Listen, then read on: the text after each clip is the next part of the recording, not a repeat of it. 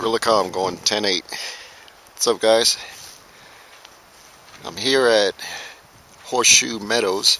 Spent the night out here, try to acclimatize. We're going to climb a significant pass that's around, I don't know, 10,000 feet, maybe 9,000, something like that, maybe higher. And I don't know what elevation I'm at, but I'm trying to acclimatize here. Came a day early, and I'm going to meet up with a YouTube channel, TSF. So he's going to get his permit. I already got mine. I'm set to go. And I'm doing hammock camping, or using a hammock primarily. But last night I decided to set up as a tarp on the ground, just so I could see what that's like. Make sure I'm covered in that sense, because it's not all the time I'm going to be having trees around, and I haven't done ground camping on that setup yet, so didn't have an air mattress or anything like that, air pad. I just use a SOL Escape Bivvy cut up that I was farting around with as a ground sheet. The hammock folded over twice as one layer, the underquilt as another layer, and then I just piled up the layers, and got down to 40 degrees, and I was okay. I was toasty. Maybe a little bit of a draft here and there, but it wasn't bad. I could do it without having to lug an extra air mattress or anything like that. And I have an extra Escape Bivvy just in case. But if I need to get on the ground here, I could. Well, here we are. The honeymoon hike is over. 2 miles in here. Now begins the, well, you could tell by our breathing already what we're heading into.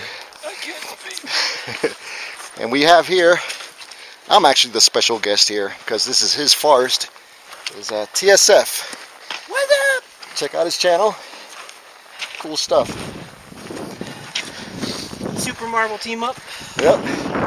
The Legion of Cool. And we're both sucking wind. This is for the geriatric set. Over 45. What? Yep. Testing out some gear, some theories, and most importantly, having some fun. And Roger. That's where we're going, right up there. That is the ridge line that we're trying to summit. Cottonwood Pass. We came from down there. That is called Horseshoe Meadows at the Inyo National Forest. And there's TSF making his own vid, trekking up the hill with massive amounts of gear, I might add. The vest alone is 20 pounds worth of camera gear, firearms and stuff. And the pack itself, quite a bit as well. But yeah, 2 miles up already.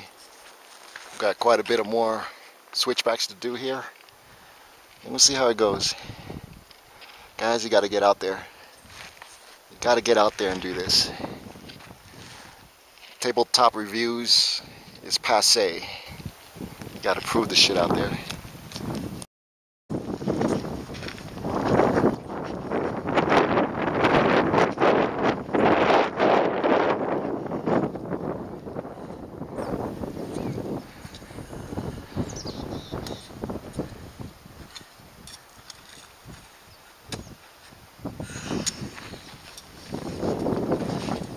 How much you would estimate? 65 pounds? Yeah. Hopefully a little less. I made some adjustments, but I just hope to God. I never stood on a scale before I left, but I cut a big lens off my kit, my camera kit, and redistributed some other stuff. Hopefully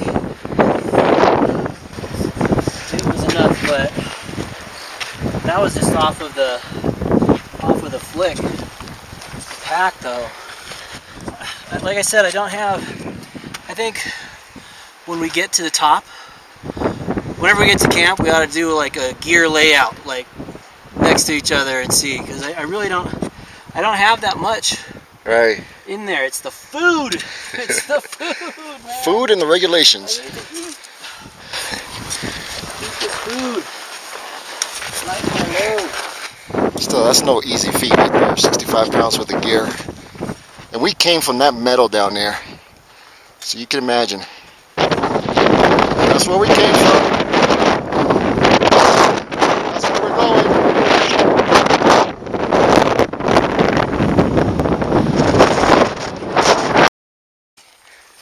So GC, how are you feeling?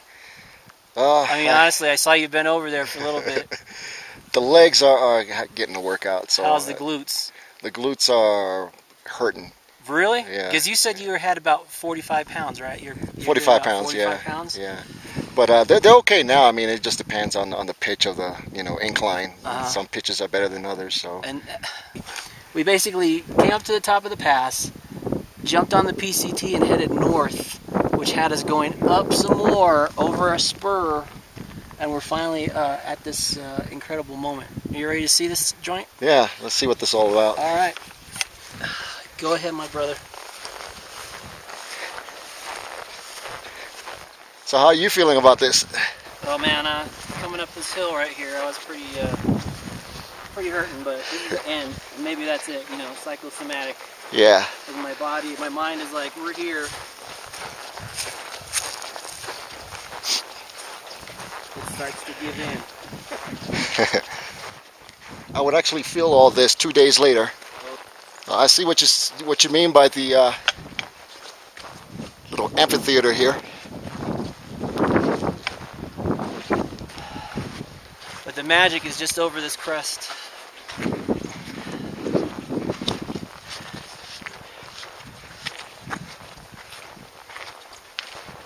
Oh, it's full.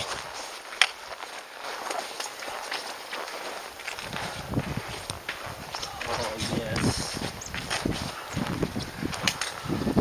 This thing is just hidden.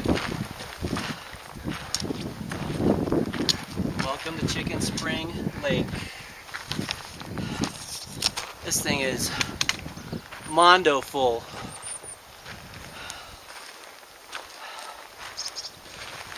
This is just an amazing place. That's why I would freaking set up there. Yeah. Versus over here. I mean, we got to see the cross breeze and the wind. I mean, that's definitely going to be a factor, but... So this setup right here is TSF's Big Agnes tent here. It's an older model, but his held up pretty good, and he was okay. And this is my portion right here. As you can see, there's not many trees here, but actually there is. I could find trees and everything, but I wanted to do one more night of camping on the ground with a hammock setup. And it was so windy, the gust of winds is just too great up here. I couldn't really make a A-frame or anything like that, so I made it into like an abortion of a lean-to sort of shelter. I just doubled the tarp onto itself and laid on one of the flaps and guided out the tent poles, or not the tent poles, the trekking poles. I guide that out and stuff, and it kept the wind off me. The wind chill factor was pretty substantial last night, but I really didn't feel that at all. It blocked the wind superbly. The only thing that was a downer was, you see how everything is all loose? The flapping of the material, it was like an alarm clock every so often when a gust of wind comes around, and it came around every minute or so. So I didn't get much sleep last night, but it wasn't due to comfort. It was just due to the noise. With my layering system, here I got some thermal pants, my regular pants underneath, a down jacket and whatnot. and the stuff I got inside, I stayed pretty toasty. I was pretty much borderline sweating, and it got down to around 32 degrees last night, so freezing, and I was toasty inside despite the noise. Alright, let's see what I did on the inside. So here's the inside of the shelter. So this right here is an escape bivvy that I cut up as an experiment for some other project, and I use that as a ground sheet. So that was my first contact to the ground, this sheet right here. Then on top of that, I had this piece of Reflectix, and if I double it over, it makes the form of my pack, just like so. But if I have to go on the ground, I use this as more sort of insulation from the ground. And believe it or not, this thing helped out quite a bit. So that was the next layer. The layer after that was my down underquilt for a hammock.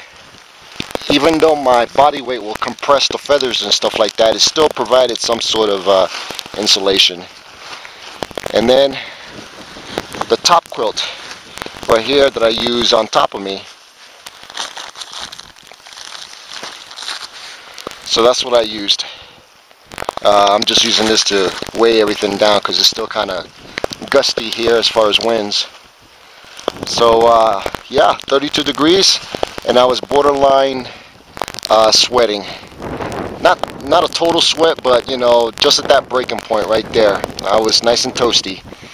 So this is not my first choice as far as being on the ground, but if you don't have a place to pitch or throw a hammock up, this is your only alternative, and it worked for me.